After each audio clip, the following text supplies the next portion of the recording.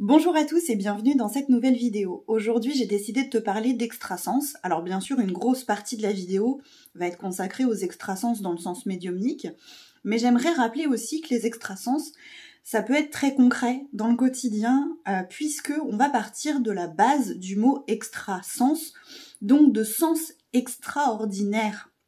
On connaît tous évidemment les 5 sens, l'audition, la vue, le goût, l'odorat et le toucher, qui peuvent être très forts, très développés. Par exemple, on va reconnaître que certaines personnes ont des papilles beaucoup plus sensibles en œnologie ou en cuisine. On va aussi reconnaître des oreilles plus efficaces, comme l'oreille musicale, l'oreille absolue, qui sont pour moi aussi tout simplement des extrasens.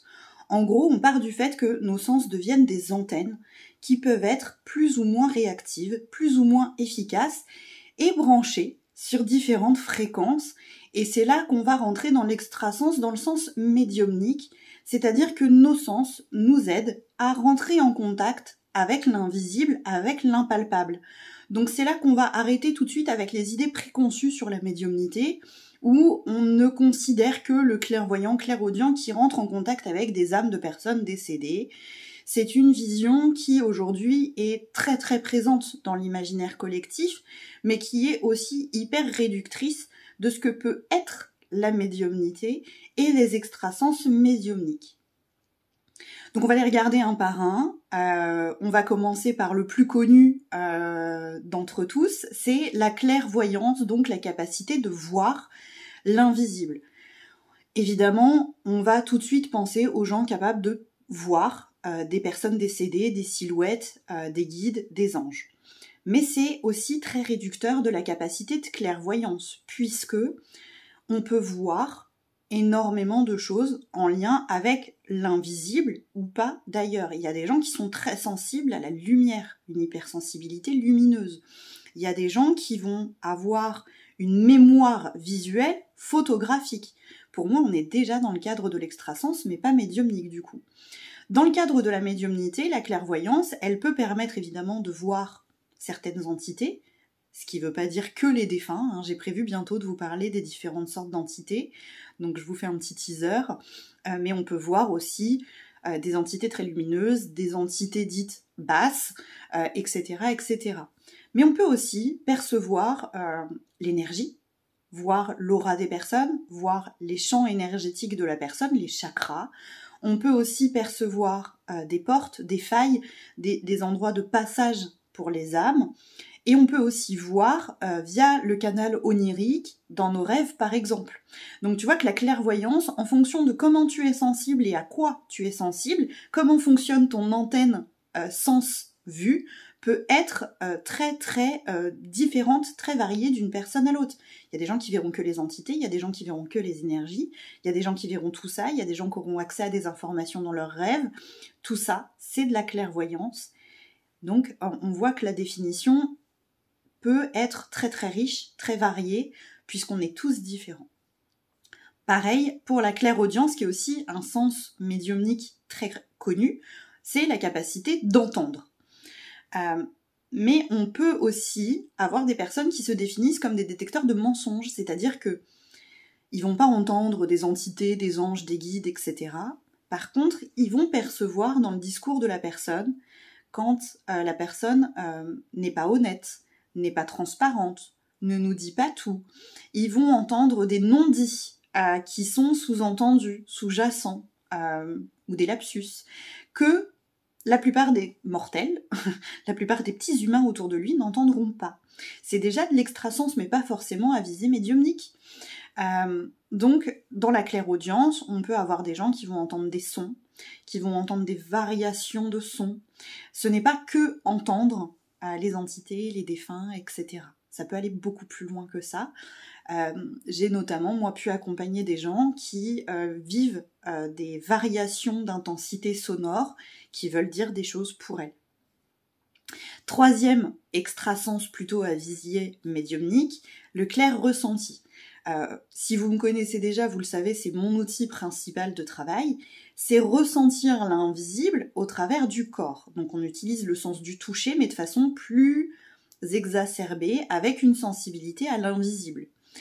Donc on peut avoir des ressentis en lien avec les autres humains autour de nous, ressentir leur douleur, c'est ce qui m'arrive lors de séances de magnétisme. On peut aussi être en contact avec des entités par le toucher, ressentir certaines choses, voilà, du froid, des frissons, des douleurs, des sensations particulières à certains endroits du corps qui vont pouvoir nous dire quelque chose.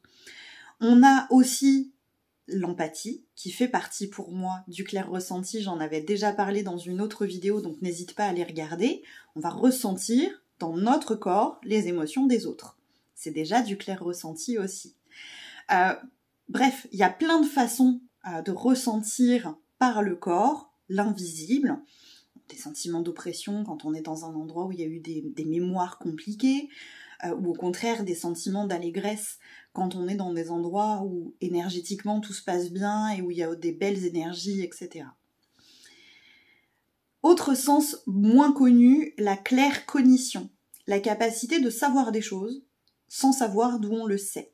Donc c'est vraiment là notre capacité mentale qui est encore une fois extra, qui passe sur des capacités qui ne sont pas forcément pour tout le monde, et où le cerveau est capable de capter des informations qui peuvent venir de diverses sources. Ça peut être les mémoires akashiques pour des informations en lien avec des vies antérieures des personnes que l'on côtoie ou de soi-même.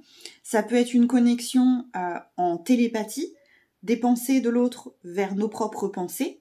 C'est de l'extrasens, c'est des capacités extrasensorielles qui passent par notre cerveau, qui a, un peu comme dans un jeu vidéo finalement, déclenché un niveau supérieur de connexion différent de ce qu'on a l'habitude de voir dans notre quotidien.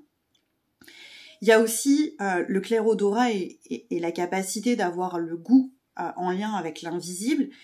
On en parle beaucoup moins, moi-même c'est pas forcément quelque chose que je mets en avant, mais ça existe aussi. Il y a des gens qui vont ressentir des odeurs que personne ne ressentiront, parce qu'ils vont avoir l'odeur d'une entité, d'une mémoire, de quelque chose qui est impalpable, invisible, mais ici. Notamment, souvent, dans les cas d'infestation, c'est présent dans les films hollywoodiens, etc. On parle d'odeurs très désagréables, nauséabondes, dans certaines pièces de la maison, que tout le monde ne ressent pas forcément.